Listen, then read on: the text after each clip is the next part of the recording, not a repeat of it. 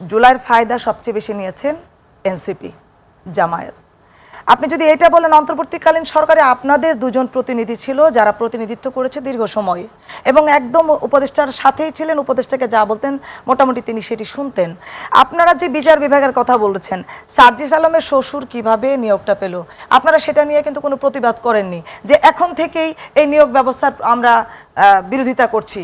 আপনারা তখনও কিন্তু অনেকগুলো সংস্কারের মানে যেই সংস্কারগুলো আজকে 2 মাসের মধ্যেই সব কিছু চাইছেন, সেইগুলো অন্তর্বর্তীকালীন সরকারের সময় কিন্তু সুযোগ ছিল আপনারা সেইগুলো নিয়ে কথা বলার, কাজ করার, আপনারা কিন্তু করেননি।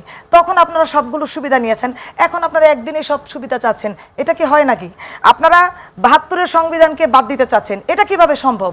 একটা দেশে মুক্তিযুদ্ধ করে আপনি একটি জাতীয় পতাকা পেয়েছেন, একটি রাষ্ট্র পেয়েছেন, একটা বাংলাদেশ নামক একটা দেশ পেয়েছেন যেখানে আপনি নিজেকে দাবি করতে পারেন আপনি বাংলাদেশি। আমি জুলাইকে ছোট করে দেখছি না, কারণ জুলাইয়ে আমিও একজন যোদ্ধা। আমার দলের প্রায় 450-এর উপরে কিন্তু এই জুলাইয়ে নিহত হয়েছে।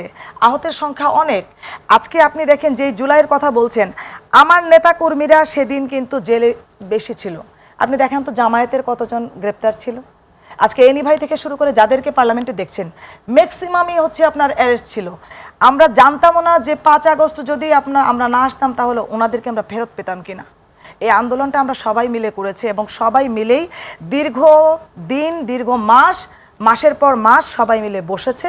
বসার পরে একটা সিদ্ধান্ত এসেছে, সংস্কারটা সবাই চাচ্ছে।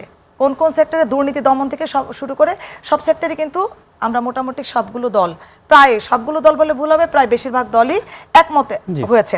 বিসিবি নিয়ে সংস্কারের কথা বলা হচ্ছে, বিসিবি নিয়ে আঙ্গুল তুলছে বিরোধী পক্ষ আপনাদের দিকে।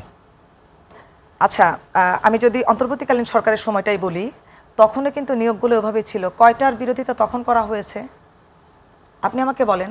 পরিবর্তনটা কি হলো তাহলে? পরিবর্তনটা যদি আপনি একেবারে বলেন, এখানে গ্রহণযোগ্যতার একটা বিষয় আছে, দায়িত্বশীলতার জায়গা থেকে একটা বিষয় আছে।